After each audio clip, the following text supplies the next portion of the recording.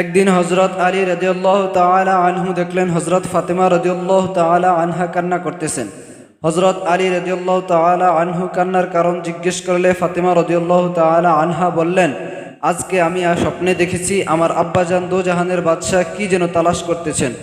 আমি জিজ্ঞেস করলাম, আব্বাজান আপনি কি খুঁজতেছেন? আব্বাজান বললেন, আমি তো তোমাকেই খুঁজতেছি হে আমার কলিজার টুকরা কন্যা। ফাতেমা রাদিয়াল্লাহু তাআলা আনহা বললেন, আব্বাজান আমাকে বলে গিয়েছেন আজ আমার জীবনের শেষ দিন।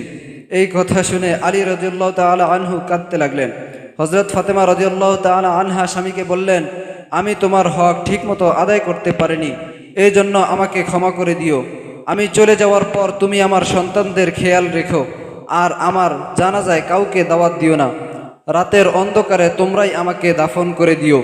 আলী রাদিয়াল্লাহু তাআলা আনহু বললেন, তুমি নবীজির কন্যা, তোমার জানাজায় কাউকে ডাকবো না কেন?